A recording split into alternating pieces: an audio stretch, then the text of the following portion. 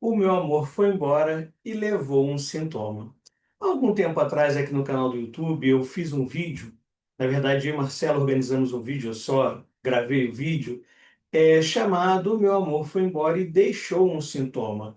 E eu analisava ali uma situação particular, específica, de um exemplo didático, é claro, de um casal simbiótico, onde tinha muito investimento libidinal na relação, como eu explico lá no vídeo, dou uma série de exemplos lá para vocês. O alto investimento libidinal naquela relação acabava dando escoamento de libido, que quando a relação se extingue, é necessário dar uma nova forma de escoamento para aquela libido. Isso muitas vezes acaba resultando em sintomas. Quantas vezes você já não deve ter visto pessoas que terminam uma relação e entram numa depressão profunda? Cuidado, a depressão não é causada pelo término da relação. Existe uma série de situações e fatores e predisposições anteriores àquela situação de término, mas que muitas vezes, algumas vezes, melhor dizendo, aquela relação podia estar consumindo uma certa quantidade de libido que, na ausência desse destino, traz um conjunto de sintomas para aquele sujeito que acabou de terminar uma relação onde tinha muito investimento libidinal. Hoje a gente vai falar justamente do ponto de vista oposto, que é quando a relação termina e ao invés de ficar um sintoma desaparece.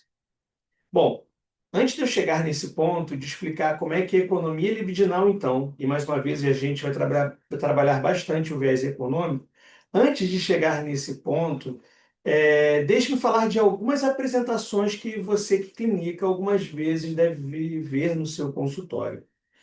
Existe uma sintomatologia muito curiosa de algumas pessoas que claramente você vai vendo ali na relação com a pessoa, pelas histórias que ela te conta, que são pessoas inteligentes, que são pessoas que têm disposição para trabalho, são pessoas que têm uma boa capacidade relacional, né? Conseguem lidar bem com as pessoas, ou seja, pessoas que têm uma série de aptidões nessa vida, que em determinados momentos da vida começam a reclamar para o analista coisas do tipo: é impressionante. Eu estou aqui lendo um livro, daqui a pouco eu esqueci tudo que eu li. Essas coisas aqui que antes eu estudava e entendia facilmente, agora eu não consigo entender de jeito nenhum. Eu estou ficando cada vez mais, às vezes falam assim, né? Estou ficando cada vez mais tapado. Eu não consigo, eu não sei o que está acontecendo. E aí, cuidado. Esse tipo de sintoma pode ter várias origens, desde uma apresentação de uma crise de uma histeria muito grave, ah, desde estar se relacionando com uma pessoa perversa, algum problema traumático que aconteceu com a pessoa e às vezes na análise se começa a aproximar daquele conteúdo traumático, as defesas se erigem, isso pode acabar causando fenômenos como esse. Ou seja, em psicanálise, que não é uma forma de conhecimento fenomenológica, o que que eu quero dizer com isso? Na psicanálise, a nossa organização metodológica, o nosso entendimento diagnóstico, a nossa ação na transferência, ou seja, a partir daquela posição em que o paciente nos coloca, o que que a gente vai lidar com aquilo, quais são as contratransferências que a gente vai ter que cuidar, tudo isso no jogo da psicanálise, na dinâmica do tratamento psicanalítico, são fatores que organizam a clínica não por um viés fenomenológico, se a gente pensar em qual é a estruturação central da análise. A estruturação central da análise é na relação. E a gente sabe que um mesmo sintoma, um mesmo comportamento neurótico pode ter uma miríade absurda de origens. Então, a gente não pode, de forma alguma, fazer diagnósticos e propor tratamentos, propor uma linha de conduta a partir de certos comportamentos que o indivíduo exibe, certos sintomas que ele exibe. É claro que quando você está ali pensando o caso, você está ali vivendo aquela experiência na análise com aquela pessoa, é óbvio que os sintomas, os comportamentos vão te dando umas dicas que você vai ouvindo, vai vendo, vai deixando aquilo se adensar e se organizar na forma como o paciente vai lidando com você, nas posições em que ele vai te colocando. Vamos pensar, por exemplo, num exemplo que eu vou trazer para vocês, que vai mexer em um assunto que eu gosto bastante, né, que são as apresentações da histeria e da neurose obsessiva no mundo. É o mesmo discurso que tem motivos completamente diferentes nessas duas formas de subjetivação. Vamos imaginar que seu paciente chega no consultório, um paciente seu, e começa a falar assim para você, nesse caso hipotético e didático, por favor. Ah, sabe, Ricardo, eu tenho um sonho muito grande de morar na Europa. Acho que se eu morar na Europa, minha vida se resolve. A Europa é muito melhor que o Brasil tem esse problema, aquele problema, na Europa tem isso, tem aquilo.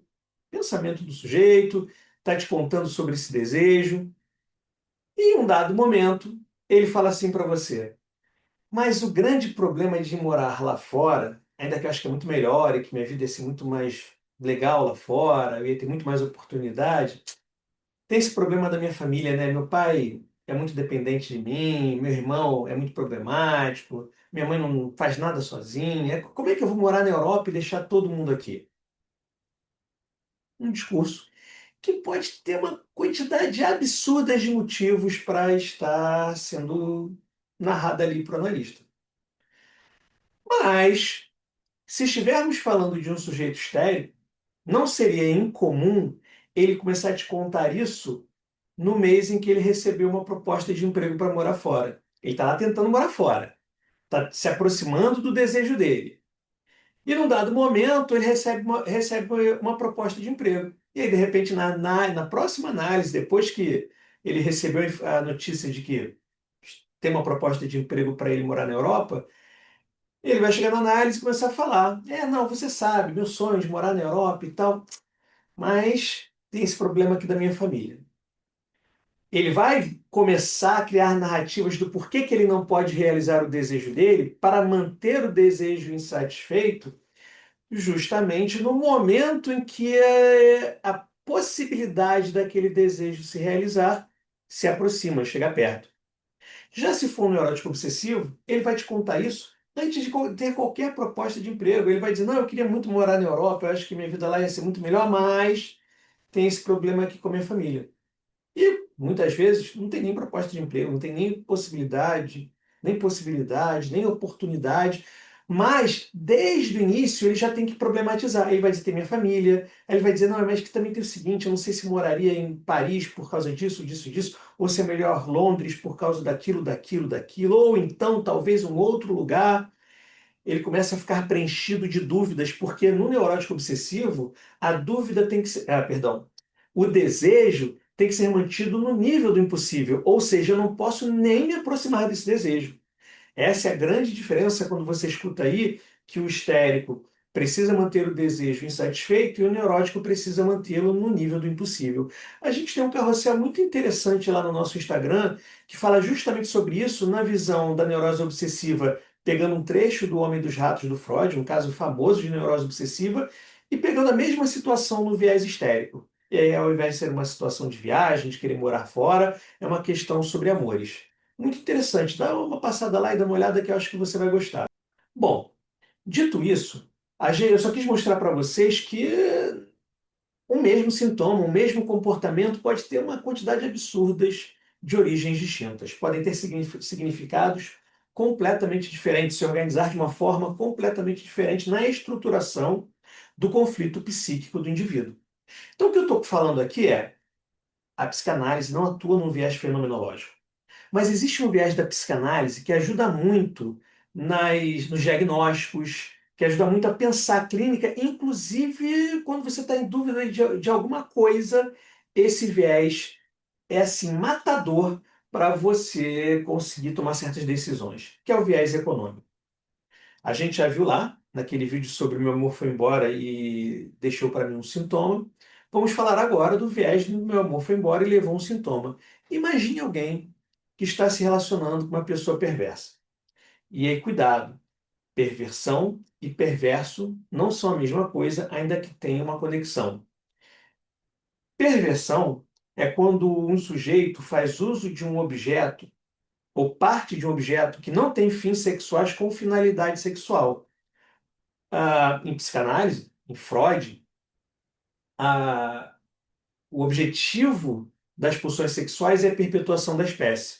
Então, o objeto ao qual as pulsões sexuais se destinam é o encontro da genitália. Esse é o alvo das pulsões sexuais, o encontro da genitália masculina com feminina, para produzir perpetuação da espécie. Então, Freud vai dizer que quando não há isso, qualquer coisa que extraia prazer sexual, que não seja do encontro das genitálias masculina e feminina, é uma perversão. E cuidado, isso não tem nenhum valor moral. Nenhum. É só uma definição que tem a ver com a filogenética da nossa espécie, a questão darwinista, Freud era um darwinista, mas eu não quero me estender nesse assunto no momento. Só quero dizer que, para além de qualquer moral, você tem uma definição. E aí, beijar na boca, por exemplo, num casal heterossexual, um homem e uma mulher que se beijam na boca, estão diante de uma perversão. Por quê? Porque estão extraindo prazer sexual de uma parte deles, que é a boca, que não tem finalidade de perpetuar a espécie. Logo, é uma perversão. Isso é perversão. Perverso é uma das formas de subjetivação. Em linhas gerais, a gente diz que o neurótico é aquele que reconhece a castração e aceita, o psicótico é o que sequer reconhece a castração, e o perverso é aquele que reconhece a castração, mas não aceita. Isso tem uma série de consequências nas organizações das relações de objeto desses sujeitos. O perverso é alguém que tem muita dificuldade de ver o outro como um objeto total. Tem muita dificuldade de lidar com o outro a partir de uma relação, de uma negociação mais explícita. O que o perverso faz é encarar o outro como um objeto parcial. Como o outro não é um objeto em si para o perverso, é um objeto que está ali fragmentado, o perverso não lida com aquele outro como se aquele outro tivesse vontades que sobrepujassem a dele, que podem sobrepujar a dele, que podem inibir a dele. O que importa é o que ele precisa, é o que ele precisa para poder se aliviar. E nessas relações com o perverso, muitas vezes o parceiro ou a parceira, eles são envolvidos numa confusão, porque eles não podem ver a seara em que estão entrando. E aí é justamente nessa confusão, nesse convite psíquico, essa visão parcial de si mesmo, que as pessoas começam a apresentar esses sintomas de ficar mais embotada às vezes, com dificuldade cognitiva, com dificuldade de fazer tarefas simples que antes fazia muito facilmente. Esse é um exemplo. Então você imagina, alguém que está se relacionando com uma pessoa desse jeito. O investimento libidinal ele não pode ser feito em nada que não seja o desejo do outro. O desejo do perverso tem que ser atendido na frente de qualquer coisa. Então você não pode mais negociar, porque o neurótico negocia o tempo todo. Então, se você tem um parceiro ou parceira que é neurótico com outro que é perverso ou perversa, esse é que vai estar na chave de tentar negociar e o outro está o tempo todo dizendo que não tem negociação. O que tem é o desejo dele, que ele não aceita limite. A única maneira de você continuar nessa relação é se você começar a não olhar certas coisas, não ver certas coisas. Então começa um conjunto de dissociações, inclusive dissociações cognitivas, para que você não entenda pelo que você está fazendo, pelo que você está passando. É claro que isso não é uma escolha consciente, a pessoa não escolhe fazer essas dissociações, são defesas para não ver o buraco onde está se enfiando. Então, como você pode imaginar, alguém que vive um relacionamento onde você tem que fazer tanto investimento libidinal nos objetos de desejo do outro, tem que desinvestir dos seus próprios objetos, o que significa fazer um desinvestimento libidinal também do próprio eu, em detrimento do desejo do outro. Esse desinvestimento libidinal do eu também justifica essa perda de capacidade cognitiva momentânea. E como você pode imaginar, se essa relação acaba, esse outro vai embora, depois que a pessoa passa o luto, porque muitas vezes não entende por que que a relação acabou, se era tão devotado ou devotada, esse outro ficaria num sofrimento muito grande com aquele término, mas à medida que esse luto também vai passando, a pessoa, o sujeito, aos poucos vai retomando a sua capacidade de fazer investimento libidinal nos objetos do seu verdadeiro interesse, essa libido começa também a retornar para o próprio eu, e aos poucos você vai vendo aquela pessoa voltar a ser quem ela era. A cognição volta, ela consegue entender as coisas que antes ela entendia, tudo vai se organizando de novo e voltando aos seus devidos lugares. Então, numa situação como essa, o meu amor foi embora e levou um sintoma.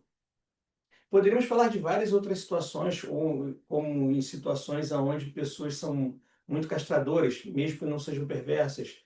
Tem outras apresentações possíveis, onde na relação um é muito castrador e o outro submete-se a essa castração. Novamente, os objetos de interesse, aonde você vai ter que depositar a sua libido, são interesses do outro. Quando você começa a fazer isso, tem um esvaziamento libidinal do próprio eu. E isso traz, entre outras coisas, esses associado também a outras questões, esse empobrecimento do eu, que muitas vezes leva a uma perda cognitiva, sim. Por isso que, às vezes, quando o amor vai embora, ele leva um sintoma. Bom, se você gosta de conteúdos como esse, vai lá no nosso Instagram, que a gente também fala bastante sobre amor, perversão, psicose, psicanálise em geral. E manda esse vídeo para aquele amigo ou amiga que está passando por uma situação muito difícil no seu relacionamento.